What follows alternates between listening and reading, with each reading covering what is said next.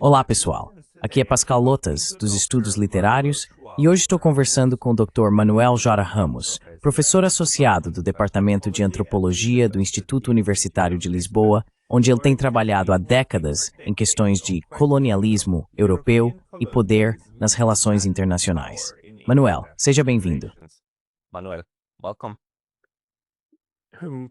Prazer em conhecê-lo. Estou muito feliz por estar aqui. Muito obrigado por participar online. Você entrou em contato porque fez pesquisas sobre a longa duração do colonialismo europeu. E eu percebi recentemente o quanto é importante continuarmos falando sobre o impacto atual do legado colonial da Europa. Porque os europeus pensam, isso acabou há muito tempo, não somos mais coloniais. Bem, você poderia comentar um pouco sobre isso?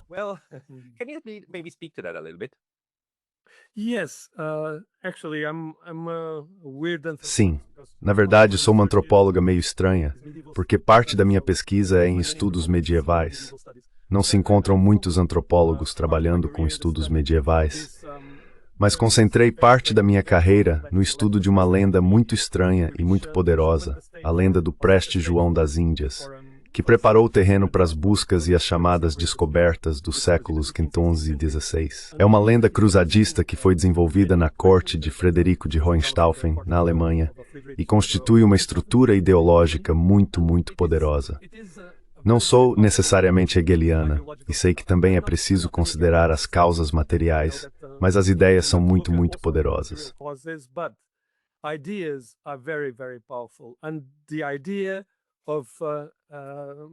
E a ideia de bem, o remake da ideia alexandrina, de unir o Oriente e o Ocidente sob um único reino ou um único imperador, é algo que realmente se infiltrou nessa lenda.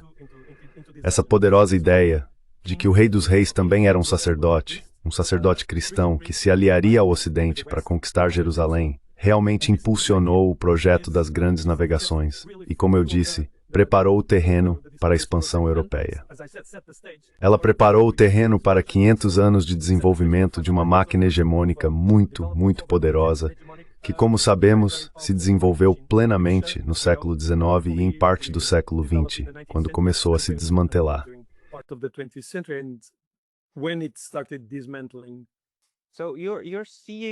Então você está dizendo que até mesmo as tentativas atuais da Europa Ocidental de dominar o mundo em geral, especialmente o que chamamos de Oriente Médio ou Ásia Ocidental, ainda são desdobramentos das cruzadas?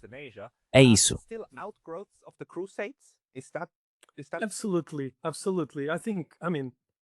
Absolutamente. Eu acho, quer dizer, se você olhar para o que está acontecendo no Oriente Médio, ainda estamos em uma cruzada. Em certa medida, ainda estamos em uma cruzada.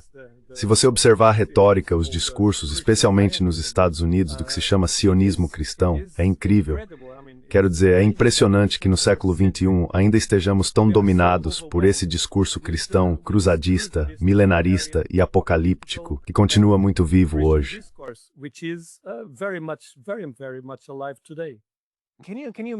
Você poderia nos dar alguns exemplos de como o discurso atual reflete o espírito cruzadista de 500 anos atrás? Quero dizer, o que eu acredito é que, como eu disse, todas as peças, todo o discurso e toda a estrutura para compreender o mundo, compreender o lugar da Europa no mundo, foram desenvolvidos na Idade Média e floresceram nos séculos seguintes. O que me impressiona é que o desenvolvimento do milenarismo, a ascensão do milenarismo utópico, especialmente a partir do século XVI e particularmente na Inglaterra, realmente evoluiu para o sionismo cristão do século XIX, que depois atravessou o oceano até os Estados Unidos e criou essa noção de que o controle de Jerusalém é o objetivo final da identidade europeia ou ocidental. E é isso que estou dizendo. Ainda estamos nesse espírito de cruzada.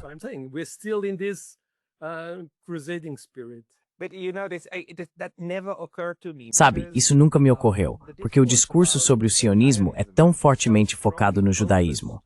Mas é claro que judaísmo e sionismo são conceitos completamente diferentes. É que tudo fica tão centrado nessa crença religiosa. Mas você tem toda a razão. O sionismo cristão é, na verdade, maior. há mais sionistas cristãos do que sionistas judeus. Not only it's bigger, not only it's bigger, but it really precedes. Não apenas é maior, mas na verdade antecede o sionismo judaico como ideologia política por mais de um século. Nos séculos 17 e 18 é quando o sionismo cristão começa a se desenvolver no Reino Unido e realmente ganha forma a partir da década de 1830. E então, como eu disse, ele chega aos Estados Unidos. Achei isso muito interessante, na verdade bem recentemente. Quero dizer, não é o tipo de coisa que se faz todo dia. Mas li os diários de Theodor Herzl e fiquei absolutamente surpreso ao descobrir que o sionismo não foi o primeiro plano de Herzl. Zionism was not Theodor Herzl's first plan. His first plan was to convert Austrian. O primeiro plano dele era converter os judeus austríacos e alemães ao catolicismo. Ele chegou a conversar com o enviado do Papa em Viena, mas foi rejeitado. Então o sionismo se tornou um plano alternativo para Theodor Herzl, o que é impressionante. Acho que é realmente importante entender que o sionismo foi algo desenvolvido na Europa e nos Estados Unidos e que, na verdade, antecede o sionismo judaico. E há muito mais, muitos milhões de sionistas cristãos do que sionistas judeus, é claro.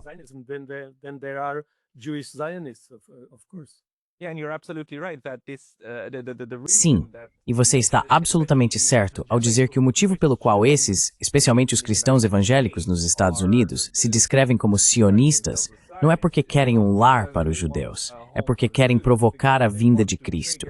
Exatamente, que então erradicará os judeus e elevará os cristãos ao céu. Quero dizer, é basicamente um culto do fim do mundo.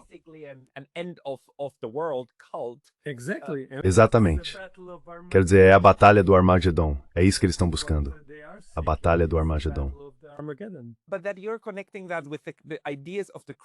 Mas quando você conecta isso com as ideias das cruzadas, isso na verdade abre muitas portas, porque também explica por que no discurso atual continuamos ouvindo sobre a chamada tradição judaico-cristã. Você pode falar mais sobre essa conexão entre o judaísmo e o cristianismo no contexto das cruzadas de 5 a 700 anos atrás?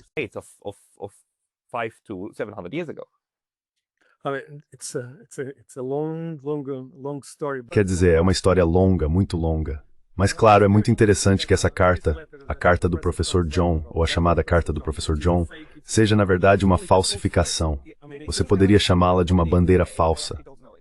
Pode nos dizer o que é? Na verdade, eu não a conheço. Certo. Essa carta apareceu no... Bem, muito provavelmente foi forjada por um bispo na corte dos Hohenstaufen, como... Talvez eu esteja usando o termo bandeira falsa de forma anacrônica, mas como um incentivo para a Terceira Cruzada.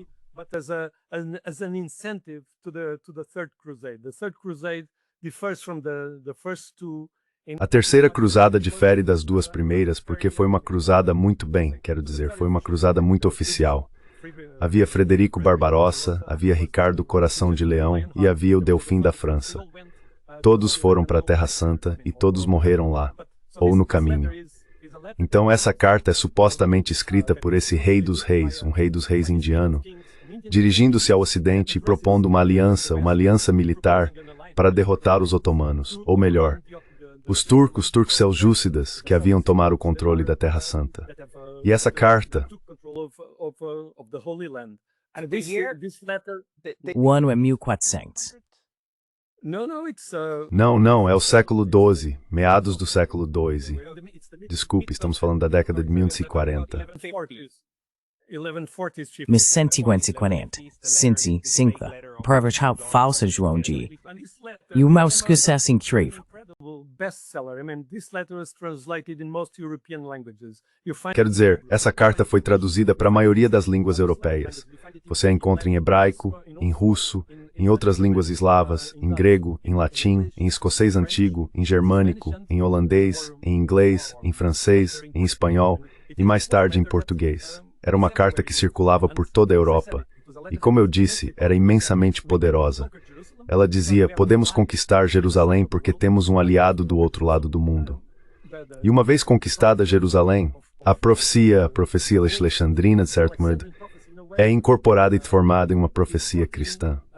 is transformed into a Christian prophecy.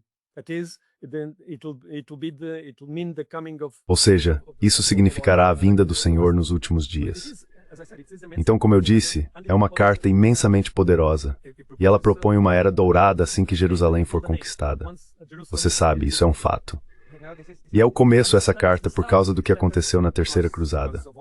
Houve uma pausa, um momento de calma, mas logo depois, ou não imediatamente, talvez 30 ou 40 anos após a Terceira Cruzada, o Papa começa a enviar emissários, viajantes para o Oriente em busca do Preste João. Assim temos o início de um corpus literário imensamente rico de relatos de viagem de ocidentais, de europeus, viajando para a Índia, viajando para a China, visitando os mongóis.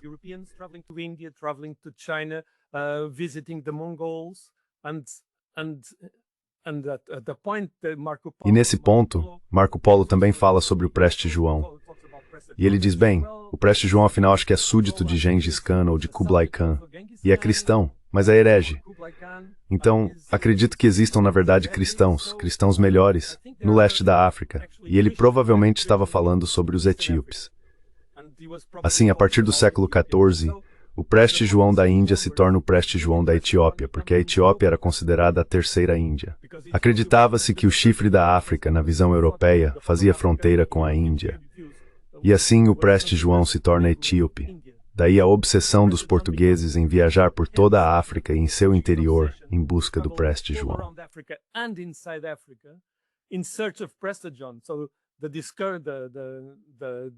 Então as explorações dos portugueses por toda a África eram explorações em busca do Preste João. Todo o contato que eles tinham com os Wolofes, com o Congo, era interpretado como envolvendo reis que seriam súditos do Preste João, porque o Preste João era comparado a Jesus. Assim como Jesus tinha 72 discípulos, dizia-se que o Preste João tinha 72 reis sob seu domínio. Havia, portanto, essa imagem da África como possuindo uma unidade política centrada em um Preste João etíope, um Preste João etíope cristão. E esse era, de fato, um dos grandes objetivos dos portugueses, alcançar o Oceano Índico, chegar à Índia e tentar conquistar e controlar o Mar Vermelho. Portanto, isso era vital para eles. Desculpe. Because that for them, sorry. Não, isso é fascinante. Então você está realmente, quero dizer, você está argumentando que o colonialismo ocidental começou não principalmente por um impulso de exportar o excesso de população, mas por essa ideia messiânica cristã de finalmente criar a aliança que então poderia conquistar a Terra Santa. E uma coisa interessante aqui é que se olharmos para os mapas medievais do mundo, o que geralmente encontramos é Jesus Cristo sobreposto, com o coração sendo Jerusalém. Então, a Europa na verdade não estava no centro do mapa. É Jerusalém que está no coração, e você precisa ir para o oeste. E esse é o mundo em que você vive.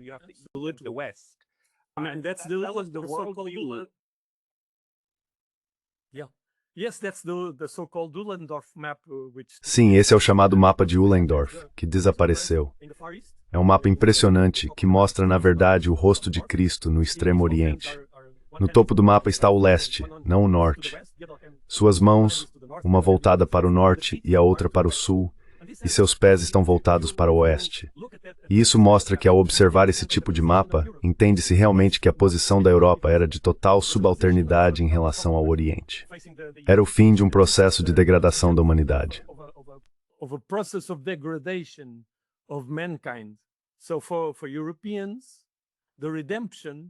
Então, para os europeus, redenção significava viajar até Jerusalém. A peregrinação a Jerusalém oferecia a possibilidade de reparar um estado de degradação total. Isso é algo muito, muito poderoso. E assim as cruzadas são um desdobramento desse movimento de redenção. Há um elemento que considero muito importante. A Europa está na parte inferior, mas a África também está na parte inferior. A diferença é que a Europa está ao lado direito de Cristo, e a África está ao lado esquerdo de Cristo. O lado esquerdo é sempre mau. O lado direito é sempre o certo. Exatamente. E é por isso que se encontra a África totalmente, completamente povoada por criaturas monstruosas e vista, de certa forma, como uma terra do diabo.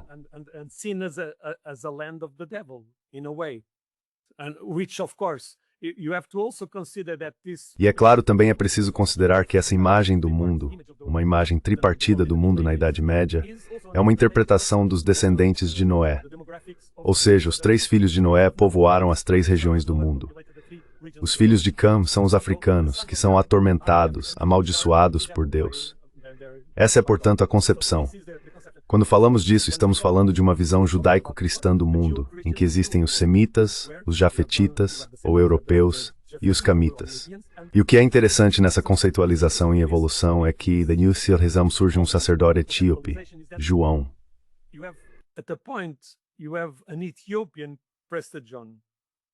Esse word carries stating. Preste João.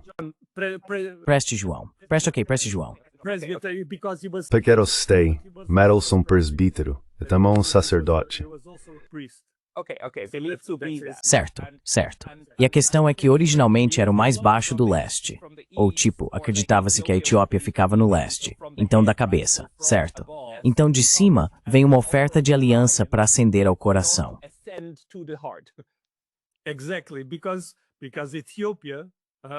Exatamente, porque a Etiópia, ou porque o Gion, ou o Nilo, foi identificado com o Gion, que era um dos 4 rios que fluíam do paraíso.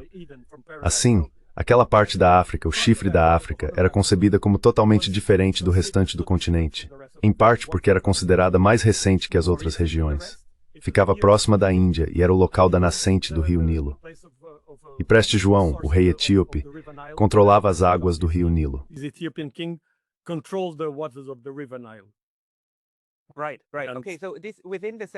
Certo, certo. Ok, então dentro dessa visão de mundo da Europa medieval, isso faz todo sentido, especialmente considerando que a Europa medieval era um lugar muito, muito sombrio, frio e desagradável. E isso então motivou toda uma busca, desde a década de 1550, para basicamente encontrar esse sujeito e finalmente consumar essa aliança. E ao mesmo tempo, eles iniciaram a Terceira Cruzada. E essas cruzadas eram sempre empreitadas extremamente brutais, e o objetivo era sempre descontar Jerusalém.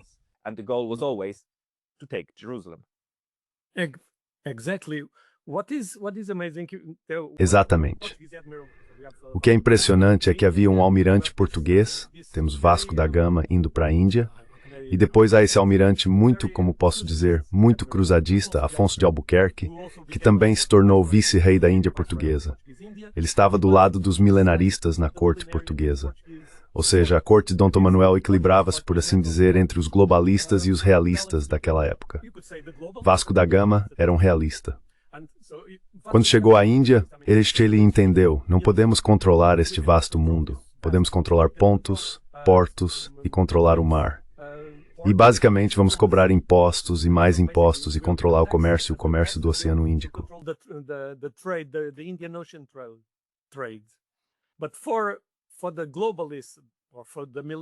Mas para os globalistas ou para os milenaristas como Duarte Galvão ou Afonso de Albuquerque, a questão era completamente diferente.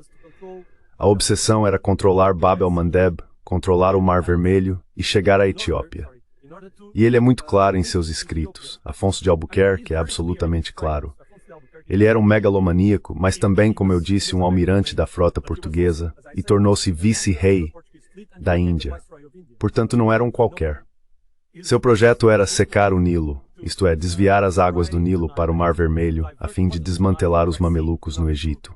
E então, com o exército etíope, desembarcar em Jidá, chegar a Meca, conquistar Meca, e depois, através do deserto, alcançar Jerusalém.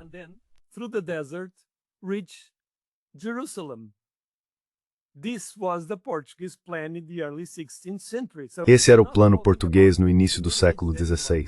Então não estamos mais falando da Idade Média, já estamos no século XVI. E esse era o plano milenarista português de conquistar Jerusalém, o que teve um efeito muito interessante sobre os etíopes. Porque no final do século XIX havia reis como Teodoro, na Etiópia, que ainda escreviam a Rainha Vitória propondo uma aliança para conquistar Jerusalém. Então, como eu disse, essa é uma ideia muito poderosa e tem estado conosco europeus por muito, muito tempo. Esquecemos a lenda, mas os conceitos e a estrutura continuam totalmente presentes. Enfim, muito obrigado.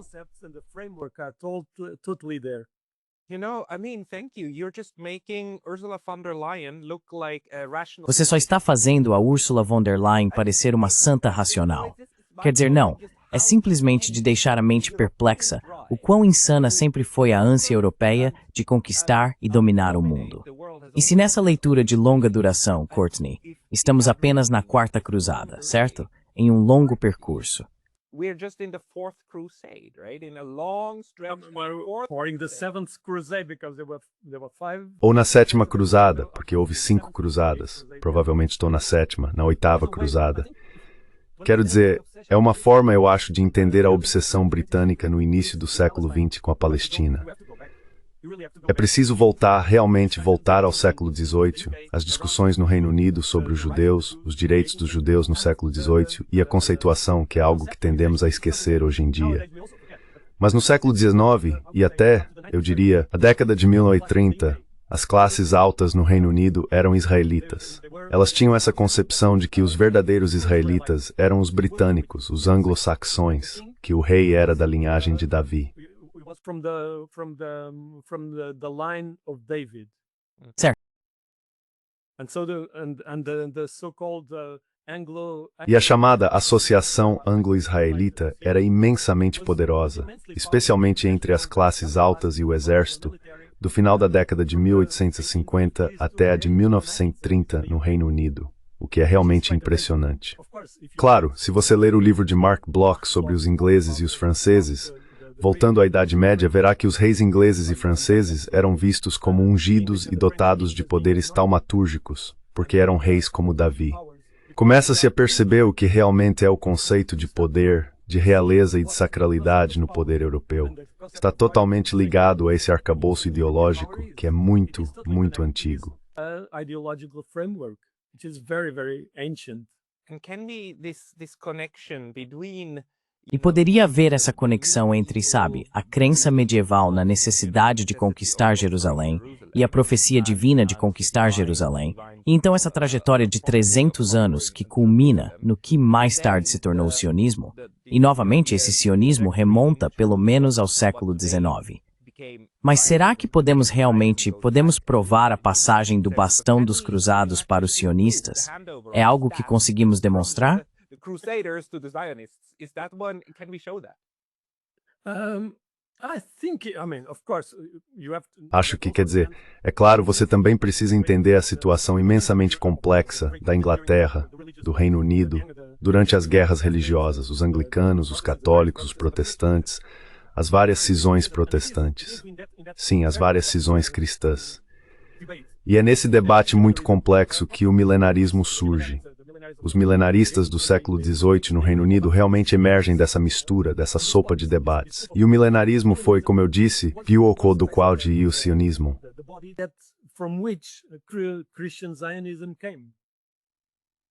Você pode falar um pouco mais sobre isso?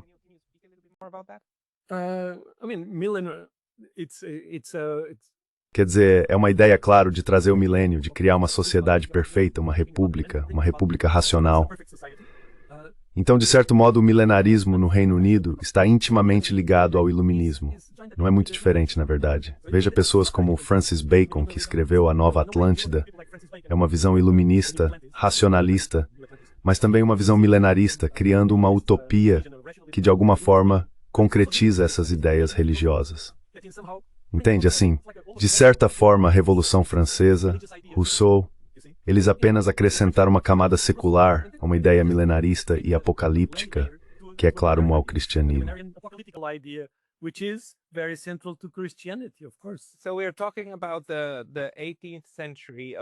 Então estamos falando sobre o século XVIII, sobre a era do Renascimento.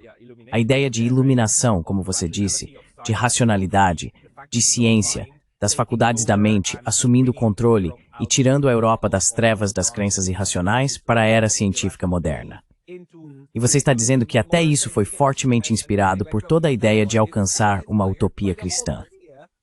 E eu não sei muito sobre milenarismo. Quer dizer, você pode?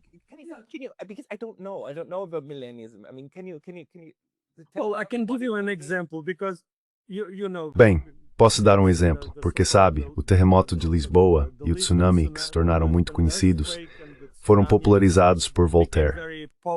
They were popularized by Voltaire. O terremoto de Lisboa de 1755 foi enorme.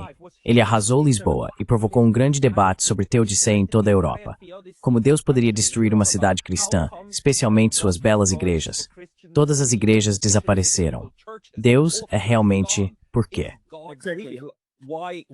Yeah. This was huge. And Voltaire says Isso foi enorme.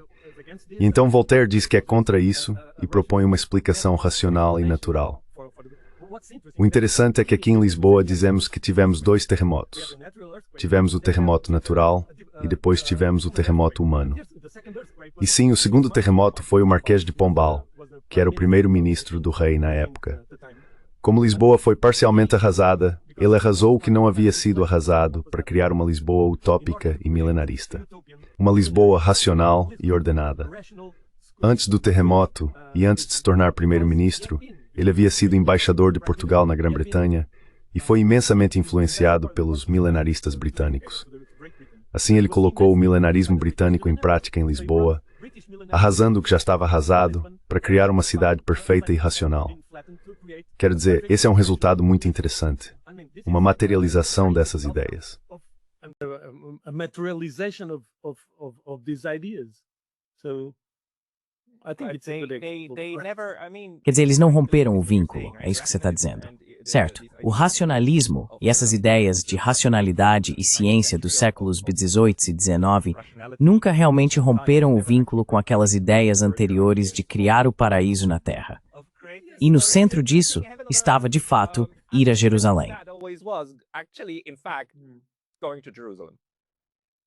Yeah, to a point. Sim, até certo ponto. Até certo ponto.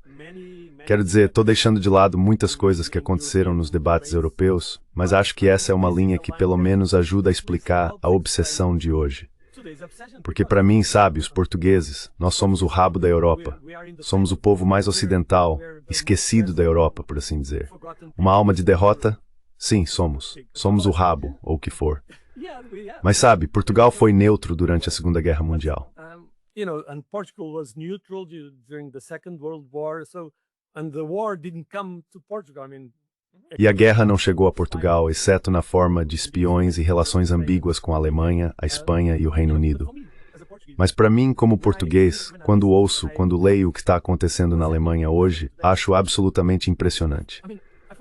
Ou no Reino Unido, em relação a Israel e ao conflito israelense-palestino e ao genocídio, é algo desconcertante para mim. O desconforto, a incapacidade de encarar a realidade. Não estou explicando muito bem. Concordo com você, porque para mim não se trata apenas de política ou ideologia. Trata-se de como as pessoas lidam com a culpa e a história. Para qualquer pessoa que não esteja presa à mesma mentalidade dessas pessoas, é absolutamente claro que o que estamos vendo é uma população europeia tentando exterminar uma população nativa em uma terra onde não poderia ser mais evidente. Trata-se de um projeto de colonização de assentamento. Mas o problema que você acabou de destacar é que se usarmos o colonialismo de assentamento para entender o que está acontecendo,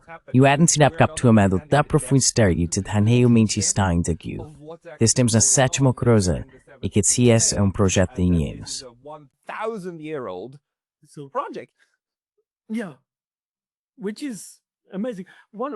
Sim, o que é incrível. Bem, há um elemento, nós também tendemos a esquecer isso, sabe, a etimologia das palavras, a história dos significados. Mas quando falamos sobre as descobertas, sabe, usamos a palavra, o verbo descobrir. Eu descubro isso, você descobre aquilo. O que é descobrir? A palavra portuguesa é descobrimento, que é basicamente o mesmo que discover. Descobrir é desvelar, tirar a cobertura, porque o mundo está coberto pela escuridão. E os portugueses e os espanhóis estavam em uma missão designada pelo Papa para desvelar o mundo, isto é, projetar a luz de Cristo em todos os lugares onde havia selvageria.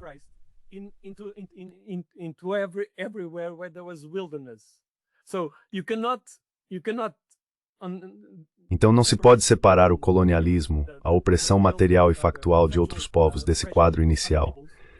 Quero dizer, o colonialismo do século XIX, o que foi decidido em Berlim, foi o resultado desse projeto. Portanto, entendo que é preciso ser materialista também, e que o materialismo tem seu lugar na explicação histórica. Mas não deveríamos começar por aí. Acho que o grande problema é que somos binaristas. Quero dizer, esse é o problema do cristianismo ocidental, o binarismo. Então temos ou isto ou aquilo, bom ou mal, luz, escuridão. Good or bad, light or darkness. Last step.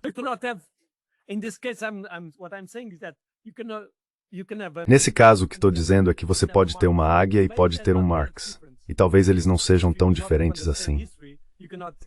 Ou seja, para entender a história, não dá para simplesmente dizer, esqueça o materialismo, porque a história é movida por ideias. Ou esqueça as ideias, porque a história é movida pelas relações de trabalho, pelas relações de produção. É ambos. É um fato que me interesso mais pela transformação das ideias do que pela transformação dos meios de produção, mas elas andam juntas. E, portanto, se esquecermos o poder das ideias no desenvolvimento do capitalismo, do imperialismo e do colonialismo, não entenderemos a razão do colonialismo.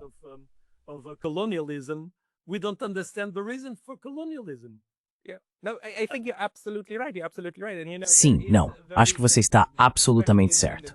Você está absolutamente certo.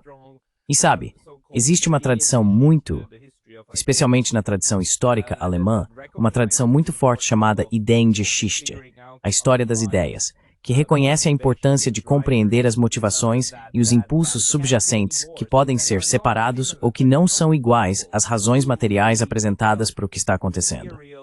Então, se tentarmos entender o colonialismo apenas como resultado de, excesso populacional e a necessidade de se dispersar e trazer riqueza para o continente, podemos acabar perdendo exatamente esse ponto.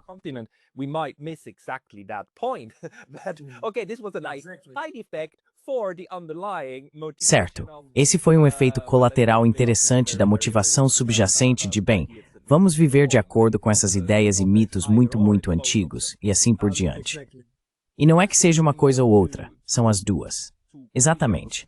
Há algo mais a compreender aqui sobre esse projeto de 1000 anos e o porquê de ele existir. Quero dizer, por que é que vemos repetidas vezes os megalomaníacos se tornando tão incrivelmente poderosos? Pessoas que estão claramente fora da realidade, claramente fora de si, mas que continuam fora de si e ainda assim carregam adiante esse bastão de ideias, de fantasias. Mas que fantasias? Fantasias muito sangrentas. Essas pessoas, por que não os racionalistas? Por que não eu e você? Que então dizemos algo como, gente, olha, isso não faz sentido.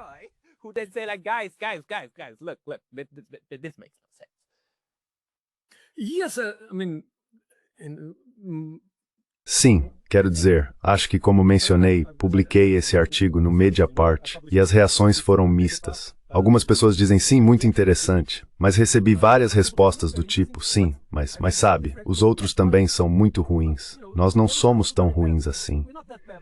Quero dizer, o que escrevi foi que existe uma assimetria estrutural nas relações entre o Ocidente e o resto do mundo. E precisamos reconhecer essa história de assimetria e essa história de hegemonia monstruosa. Voltemos, por exemplo, à Revolução Francesa. Você tem a Revolução, a guilhotina, a Declaração dos Direitos do Homem e do Cidadão. E então você tem o Haiti. E por que os escravizados dizem, certo, estamos todos iguais, todos irmãos, todos temos liberdade, então queremos ser livres, certo?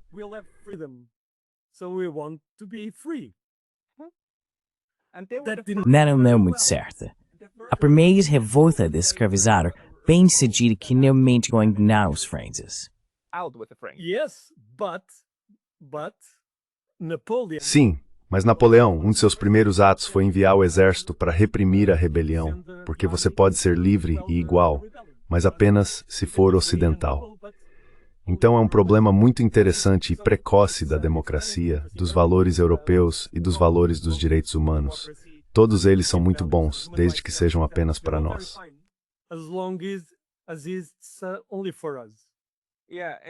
Sim, e esse tema se repete várias vezes. Quando os europeus declaram valores universais, descobrimos que o universo só se aplica aos euros brancos.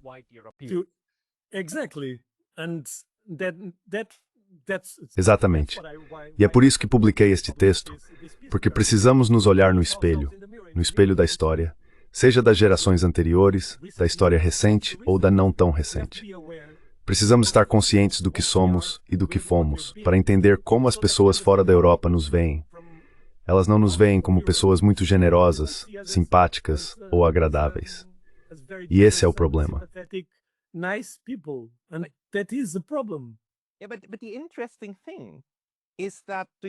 Mas o interessante é que os europeus, especialmente os europeus, e nem mesmo os que emigraram como os americanos, mas aqueles que permaneceram na Europa, estão realmente alheios. E incluo a minha Suíça natal nisso. Eles não têm consciência de quão grotesca foi essa história e de como ela ainda molda a forma como qualquer pessoa na África, na Ásia ou na América do Sul vê os europeus. A dimensão pura da ignorância sobre o impacto disso é bastante impressionante, não é?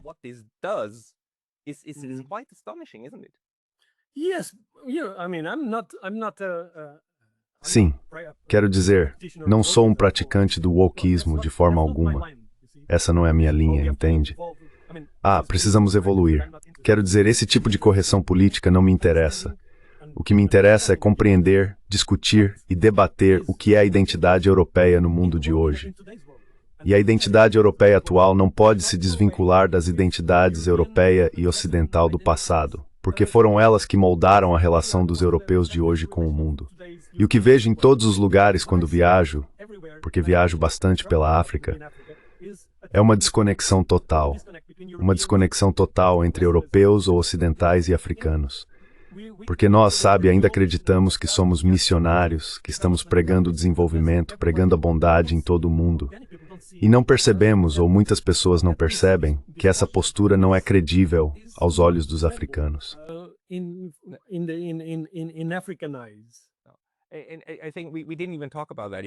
Acho que ainda nem falamos sobre isso, porque você viaja muito para a Etiópia como antropólogo, você trabalha em campo, tenta entender as sociedades locais e tudo mais. Esse é um tema à parte, e também é super interessante.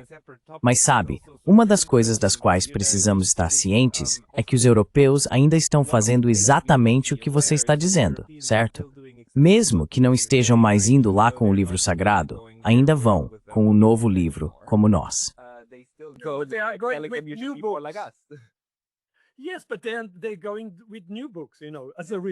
Sim, mas então eles estão indo com novos livros. Como pesquisador, eu sei muito bem que hoje é mais provável que você tenha seus projetos aprovados e consiga financiamento se focar em direitos gays, direitos das mulheres ou direitos LGBT. Porque nos estudos africanos, é para aí que o dinheiro vai, para fazer pesquisa. Há uma agenda política, é claro, que é fazer com que os africanos sejam mais parecidos conosco.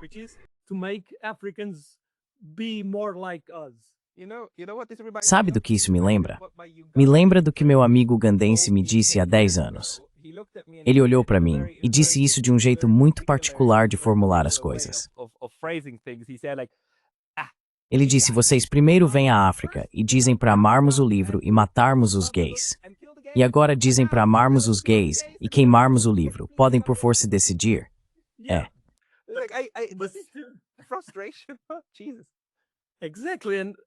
Frustração. Jesus Cristo. Exatamente. E nós não percebemos o ridículo da nossa posição. Esse é o problema. Veja, esse é o problema. Eu estava lá, isso foi há 2 anos, acho. Sim, havia a enviada especial da União Europeia para o chifre da África. Ela veio, é alemã, e veio a Lisboa. Queria entrar em contato com acadêmicos interessados no chifre da África. Eu estava lá com alguns colegas em uma reunião, e ela era... Quero dizer, eu sei que quando você é alemão e fala inglês, tende, especialmente se não for muito familiarizado com o idioma, a usar o imperativo um pouco demais. Então ela era um pouco... Bem, talvez eu esteja meio brincando, mas enfim. Ela disse que tinha estado na Somália, tinha estado no Sudão, não tinha estado na Etiópia, porque naquela época os europeus estavam mais ou menos...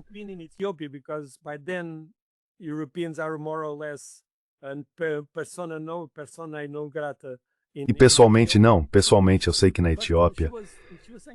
Mas ela estava dizendo, sim, eu estava com o governo e os funcionários e eu dizia a eles, vocês deveriam fazer isso e deveriam fazer aquilo, e deveriam fazer isso para alcançar isto ou aquilo. E ela disse, mas eles não entenderam nossa posição. E eu disse, bem, talvez eles não queiram entender a posição de alguém que fala no imperativo. Talvez entendam melhor a posição de um enviado especial da União Europeia para o chifre da África, quando houver um enviado especial do chifre da África para a União Europeia, explicando os problemas dos bascos, ou dos catalães, ou dos belgas, os flamengos e os valões, e assim por diante. Sim, quando os africanos começarem a dizer sim, talvez vocês devessem fazer isso e devessem fazer aquilo, então haverá uma troca mais igualitária, e vocês poderão ser recebidos, e poderão ter um debate de verdade.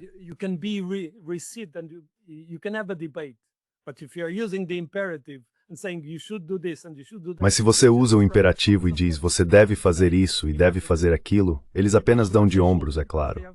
E hoje na África, as pessoas dão de ombros porque têm outros parceiros. Tem os chineses, os turcos, os árabes, os brasileiros, tem todo um novo mundo de possíveis parcerias. E os europeus não têm meios nem intelectuais hoje para entender que não são mais importantes. O que é realmente triste, porque os europeus ainda acham que são importantes na África, mas não são. Normalmente não são. E não querem encarar isso. Então desculpe.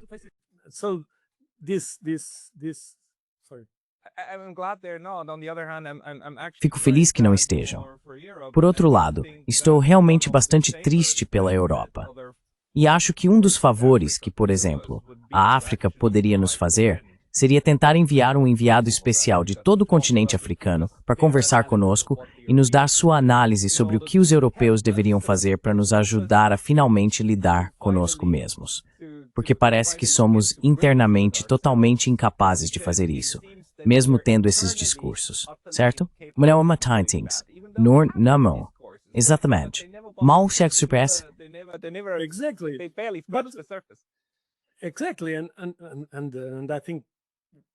Exatamente.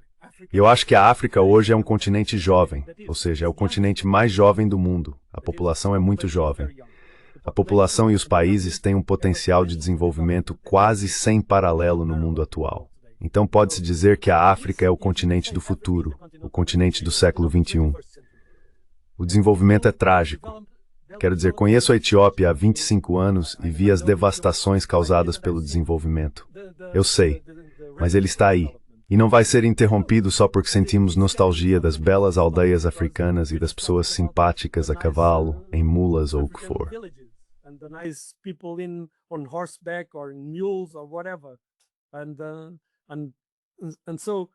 Portanto, a Europa precisa reavaliar sua relação com a África, porque não podemos continuar falando sobre os perigos da migração e da invasão. Isso não vai levar a lugar nenhum. É por isso que comecei meu texto com as palavras de Josep Borrell. Quero dizer, para mim é impressionante que alguém em 2022 possa dizer que vivemos em um jardim e que esse jardim deve ser preservado porque há o risco de sermos invadidos pela selva. Quero dizer, isso não é uma declaração ingênua. Essas palavras têm um peso imenso. O jardim, a selva, é apenas uma nova manifestação do mapa Ullendorf do século XIV. Of the 14th century, the Kamites. Os camitas vindo invadir o belo jardim dos europeus. Quero dizer, o que é isso? Como podemos entender nossa posição no mundo se ainda usamos esse tipo de estrutura? Novamente, não sou globalista. Não estou elogiando a ideia de que todos migrem para todos os lugares. Também precisamos entender que o auge da migração, em proporção, não foi no século XX ou XXI. Foi no final do século XIX. Sabe, foi nessa época que, em relação à população, mais pessoas migraram. E as pessoas que mais migraram foram os europeus. Eles migraram para todos os lugares no século XIX.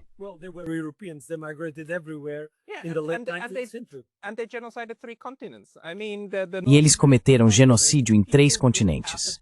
Quero dizer, no continente norte-americano, as pessoas teriam uma cor de pele diferente hoje, se não fosse pelo genocídio que nós europeus cometemos lá, e depois ainda usamos trabalho escravo, para trazer outra população que nem queria sair de onde estava. Exatamente lá. Exatamente. E hoje reclamamos de, bem, ok, melhor não entrar nesse assunto porque isso abre uma porta completamente diferente. Mas, Manuel, esta foi uma conversa fascinante. Muito obrigado por contextualizar muitos dos sintomas de violência em massa que estamos vendo hoje dentro de um quadro muito mais amplo. Acho que essa também é uma forma de enquadramento muito importante. As pessoas que quiserem ler mais sobre o que você escreve, ou mais das suas análises, onde devem procurar?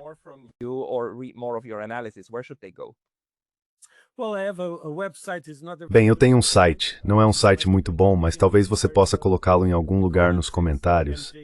É mjair.link. A maioria das minhas publicações está lá, junto com algumas outras coisas que eu faço. Certo. Vou colocar o link para essa página inicial na descrição deste vídeo abaixo. Manuel J. Ramos, muito obrigado pelo seu tempo hoje.